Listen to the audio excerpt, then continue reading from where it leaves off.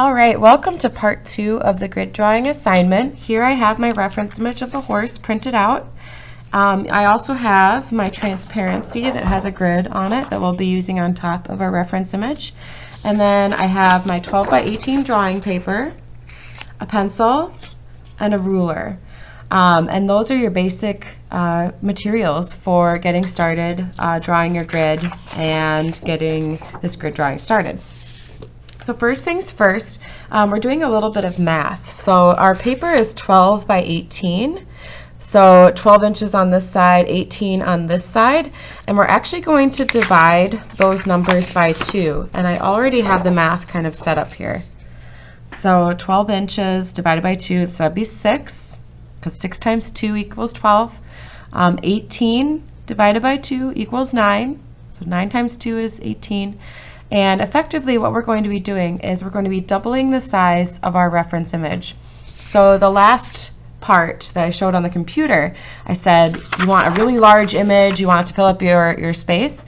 The reason why is because we're going to take a look at this image and we're going to do maybe a little bit of cropping. So we wanted it nice and large, and then we'll crop it a little bit, adjust it to suit our needs. It's okay if it's a little smaller, a little larger than we need necessarily. You can kind of adjust it depending on what you're drawing. So I have it on the back here, 6 by 9.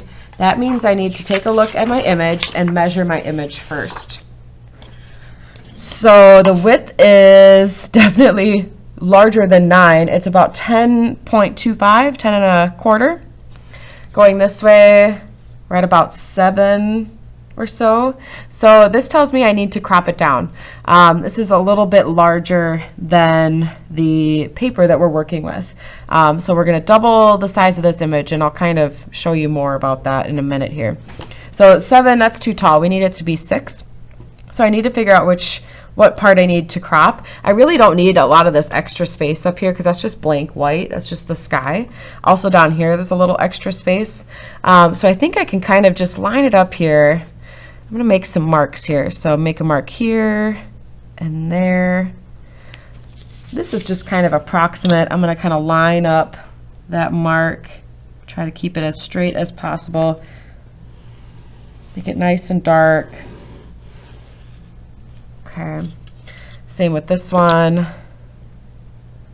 So then I know that it is for sure 6 inches, whoops, tall. All right, and then I need it 9 inches wide. And everyone will be doing this. So 9 inches wide. I'm going to maybe go from about, actually maybe I'll go from the edge here to this part. So this is where you get to kind of have some freedom and decide what you're going to include, what you're not going to include. There we go. If you haven't printed your image yet, you can go do that in the library. The video for part 1 will be on the Google Classroom. There are my lines. Now I'm going to cut, but before I cut, I'm going to double check my measurements. So this way, yep, 9. This way, from line to line, should be about 6. Looks like I was a little bit off, but that's no big deal. It should be just fine. I'm going to cut on these lines. So essentially, I will have a 6 inch by 9 inch image. So cut even the white border, cut that off. You just want the 6 by 9 image. That's something I forgot to mention. Sometimes students measure from like side to side, so they'll include that blank part. Don't include that. You're just focusing on just the image. So that's why, just the image is 9 by 6.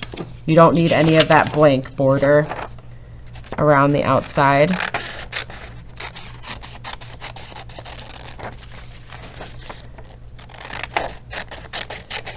All right, and then you can recycle those scraps. Throw those in the recycling. And now you are going to put your grid on top of your image. Now you'll notice the grid is larger than your image, and the reason why is because we use these for other projects too, where the drawing might be even larger. But ours is a little smaller, so we're not using the entire grid. What I like to do is I like to line it up, at the top, left or right. Either side is fine. And when you lay it down, you should see that it lines up pretty well. And here's kind of a fun trick to double check to make sure everything's set up correctly. You can count these boxes. So 1, 2, 3, 4, 5, 6, 7, 8, 9. All right, there's 9 inches. These are 1-inch boxes. 1, 2, 3, 4, 5, 6. All right, 6 boxes. There's nothing else in the other boxes. Now, I don't have some with me at the moment, but you'll want to take a little piece of tape and tape your transparency in place with your reference image. Your reference image eventually will be turned in with your drawing. So you want to keep your reference image safe, and we'll want to keep that transparency on top of that so it doesn't move around and mess you up. So then we'll set that off to the side. I'll add some tape in a minute here. Now you take your paper, and the paper we don't really have to do anything to. It's already the right size for us, but we do have to draw some lines on that paper. So I've got a nice 18-inch ruler, and we're going to measure every 2 inches. So we're going to do some measuring. Every 2 inches. So here we have 2, 4, 6, 8, 10, 12, 14, 16. Make sure you're on that large line. Okay, a lot of times students get confused here. They think it's this one because the 14 is there. The actual line is going to be the very large line there. Okay, just make sure you're on the right marker. So I made little tick marks. Now I'm going to move down. I'm going to do the same thing down here. Line up my ruler. 2, 4, 6, 8, 10, 12, 14, and 16. Okay, the reason why we do it on the top and the bottom is because we want to line it up and make sure that our lines are straight. If we only measure one side, chances are our lines might be a little crooked when we line our ruler up, and it's not going to look very good. It's kind of a warped grid then. So now I'm going to just line up with the top and the bottom mark that I and with a very, very light pencil line, very light. Sometimes it helps if you even hold the pencil way back here and whisper, because it needs to be very, very light. Draw a very light line with your pencil. Okay, you might not even be able to see that, it's so light. Let's see if you can see it. Yeah, very light line. The reason we want to keep it light is because we want to be able to erase it when we don't need it anymore. You don't want anyone to know that you used the grid method for this. Okay, nice and light. And you're just going to keep lining up those marks. Draw a light line. Next one. Draw a light line. So we measured every 2 inches, and the reason why is because we doubled the size of our image.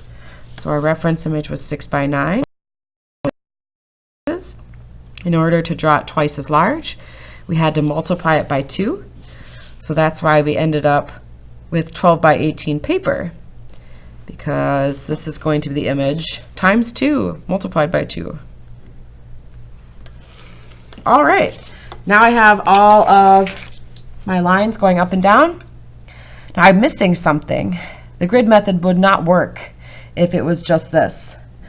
I need the other lines going across this way. So in order to do that, I'm going to measure every 2 inches again along this side. 2, 4, 6, 8, 10, and the same thing on the other side. Flip it over. 2, 4, 6, 8, 10, and then once again, you'll take your ruler, line it up with those little tick marks that you made, and then again a light pencil line. Draw your line across and keep going down until you have a nice checkerboard across your paper. My lines are actually, I drew them a little darker just so you can see them a little better. As long as you can see them, you should be just fine, so you can keep them very, very light. Again, the grid is just a tool for drawing realistically, especially if you're not used to drawing realistically. If you really try and really spend some time on this, you will be just fine. You will draw a successful drawing.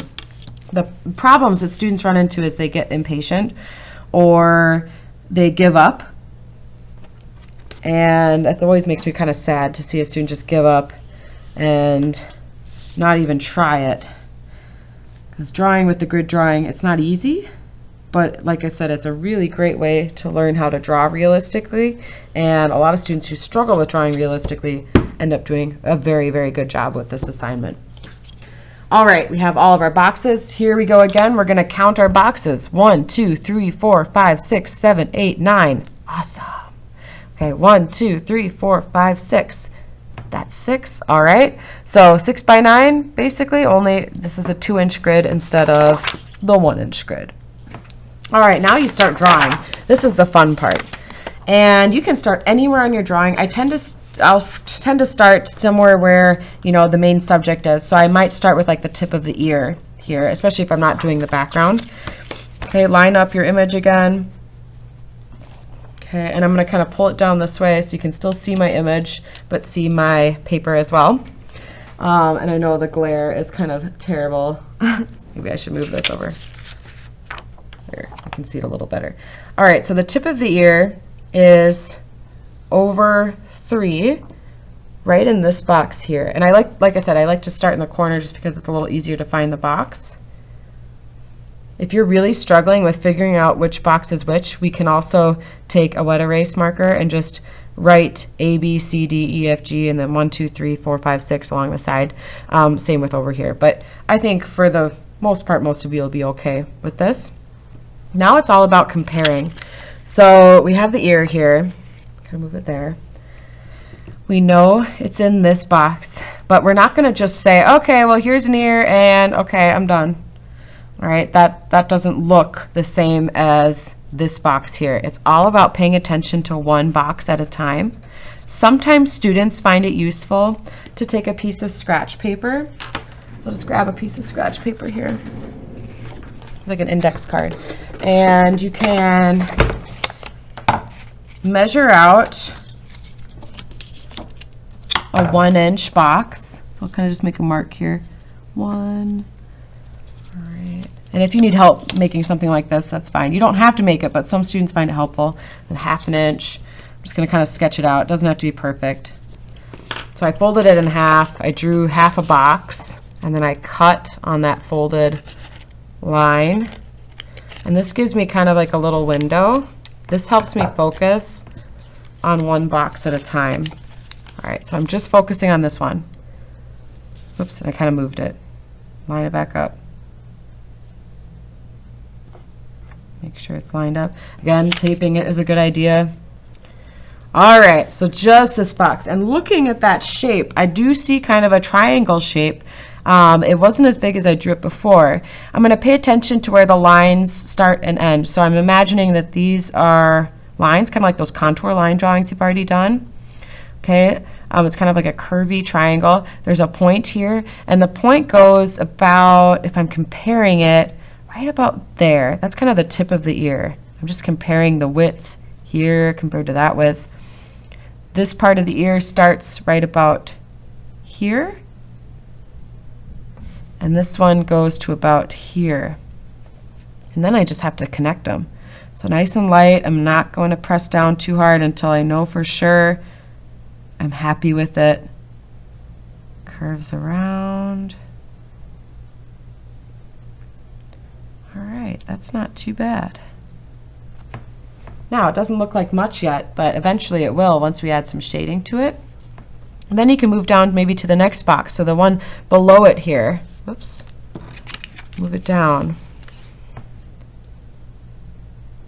Okay, this one, it's part of the main, but again, we're just paying attention to this box. So this one, the main, or forelock, kind of cuts across at an angle here. Goes something like that. Actually, maybe even a little further over.